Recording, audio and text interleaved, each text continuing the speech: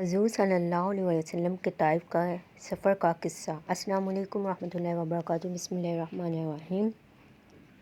نبوت مل جانے کے بعد 9 برس تک نبی صلی اللہ علیہ وسلم مکہ مکرمہ میں تبلیغ فرماتے رہے اور قوم کی ہدایت اور اصلاح کی کوشش فرماتے رہے، لیکن تھوڑی سی جماعت کے سوا جو مسلمان ہو گئے، تھوڑے سے ایسے لوگوں کے علاوہ جو باوجود مسلمان ہونے کے آپ کی مدد کرتے تھے، اکثر کفار مکہ آپ صلی اللہ علیہ وسلم کو اور آپ کے صحابہ کو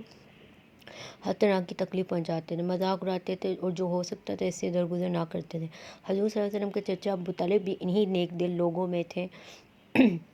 جو باوجود مسلمان ہونے کے حضور صلی اللہ علیہ وسلم کی ہر قسم کی مدد فرماتے تھے۔ 10ویں سال میں جب ابو طالب کا بھی انتقال ہو گیا تو کافروں کو اور بھی ہر طرح کھلے مہار اسلام سے روکنے اور مسلمانوں کو تکلیف پہنچانے کا موقع ملا۔ حضور صلی اللہ علیہ وسلم نے اس خیال سے طائف تشریف لے گئے کہ وہاں قبیلہ ثقیف کی بڑی جماعت ہے، اگر وہ قبیلہ مسلمان ہو جائے تو مسلمانوں کو ان تکلیفوں سے نجات ملے اور دین کے پھیلنے کی بنیاد پڑ جائے۔ وہاں پہنچ کر قبیلے کے 3 سرداروں سے جو بڑے درجے کے سمجھے جاتے تھے گفتگو فرمائی اور اللہ کے دین کی خاطر بلایا، اللہ کے سوا کے رسول کی یعنی اپنی مدد کی طرف متوجہ کیا، مگر ان لوگوں نے بجائے اس کے دین کی بات کو قبول کرتے ہیں کم از کم عرب کی مشہور مہمان نوازی کے لحاظ سے ایک نوجوان مہمان کی خاطر مدارا کرتے صاف جواب دے دیا اور نہایت بے رخی اور بد اخلاقی سے پیش آئے۔ ان لوگوں کے لیے یہ بھی گوارا نہ کیا کہ آپ صلی اللہ علیہ وسلم یہاں قیام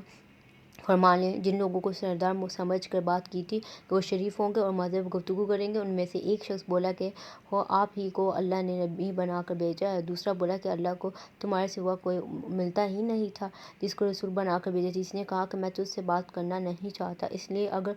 تو واقع نبی ہے جیسا کہ دعویٰ ہے تو تیری بات سے انکار کر دینا مصیبت سے خالی نہیں، اور اگر جھوٹ ہے تو میں ایسے شخص سے بات کرنا نہیں چاہتا۔ اس کے بعد لوگوں سے نا امید ہو کر حضور صلی اللہ علیہ وسلم نے اور لوگوں سے بات کرنے کا ارادہ فرمایا کہ آپ صلی اللہ علیہ وسلم تو ہمت استدلال کے پہاڑ تھے، مگر کسی نے بھی کبھی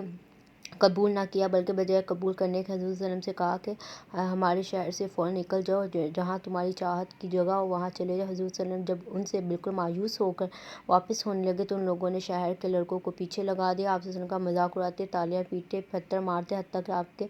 دونوں جوتے خون کے جاری ہونے سے رنگین ہو گئے۔ حضور صلی اللہ علیہ وسلم اسی حالت میں واپس ہوئے۔ جب راستے میں ایک جگہ ان شیروں سے اطمینان ہوا تو حضور صلی اللہ علیہ وسلم نے یہ دعا مانگی: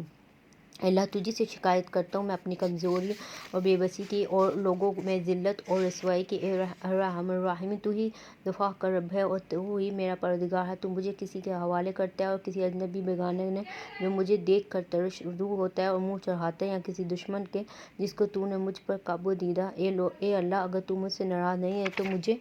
کسی کی بھی پرواہ نہیں ہے، تیری حفاظت مجھے کافی ہے۔ میں تیرے چہرے کے اس نور کے توفیل جس سے تمام اندھیریاں روشن ہو گئیں اور جس سے دنیا اور آخرت کے سارے کام درست ہو جاتے ہیں، اس بات سے پناہ مانگتا ہوں کہ مجھ پر تیرا غصہ ہو یا تو مجھ سے ناراض ہو۔ تیری ناراضگی کا اس وقت تک دور کرنا ضروری ہے جب تک تو راضی نہ ہو، نہ تیرے سوا کوئی طاقت ہے نہ قوت۔ طائف کا قصہ۔